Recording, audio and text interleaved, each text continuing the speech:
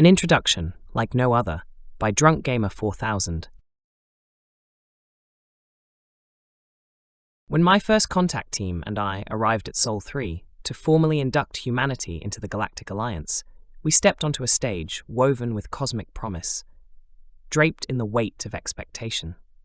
This was a ritual we had performed across 1,000 stars, in the glow of ancient systems and the dust of newborn worlds, a sacred dance of diplomacy where civilizations, eager for ascension, laid bare the sum of their worth.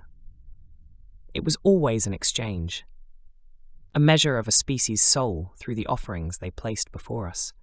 Some presented the instruments of war, exquisitely carved bows that whispered of primal hunts, railguns that sang in the language of magnetized death, and doomsday devices that pulsed with the quiet menace of annihilation. Others, the architects of the void, unveiled fleets that defied gravity and logic alike. Planetary skimmers so sleek they seemed to slip between dimensions, interstellar cruisers that pirouetted through the black, gliding along the currents of space with practiced grace. And then there were the wise ones, the scholars of the infinite, who offered knowledge, star charts mapping forgotten corridors of the cosmos, equations that unspooled the fabric of time, and philosophies so profound they seemed etched into the universe itself. Humanity, we assumed, would follow this pattern. They bore all the hallmarks of an ascendant power, a species tempered in the forge of war, their history a tapestry woven with conquest and survival. Their technological reach stretched toward the stars, haltingly, but with undeniable hunger.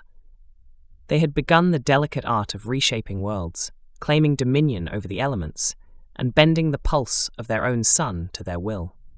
Surely, when the moment came, they would choose the path well trodden by those before them. Weapons to prove their might, ships to declare their readiness, and knowledge to barter their wisdom. But then, humanity did something unthinkable. They did not present weapons, though their arsenals brimmed with potential.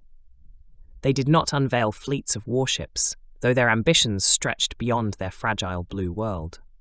And though they harbored knowledge, insights into the physics of their universe, and philosophies tempered in the crucible of their long and brutal history, they did not bargain with the currency of secrets or conquest.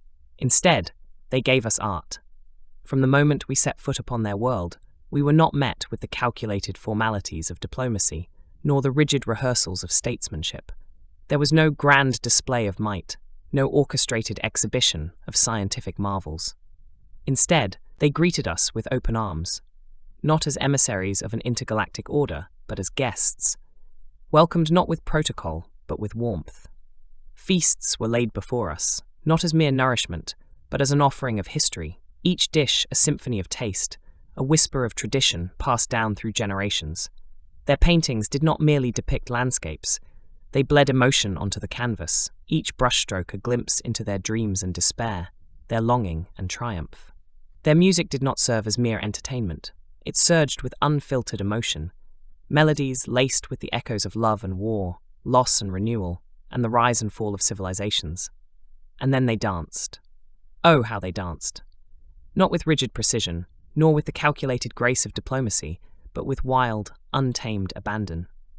They danced as if the universe itself were watching, as if each movement was an act of defiance against oblivion, a declaration that they existed, that they felt, that they dreamed.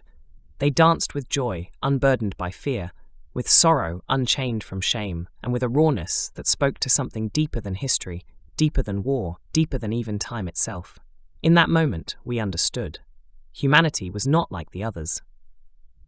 They did not seek to impress us with power, nor to barter with knowledge, nor to intimidate with might. Instead, they chose to reveal themselves, not as conquerors, not as negotiators, but as beings capable of love, of grief, and of creation. Their gift was not one of war, nor of science, but of soul. And in that gift, we saw the truth.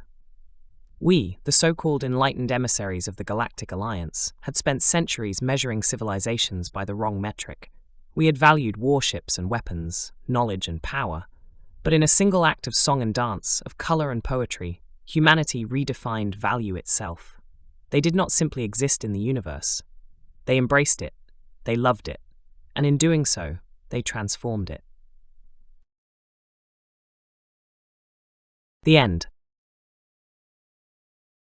Like and subscribe for more content.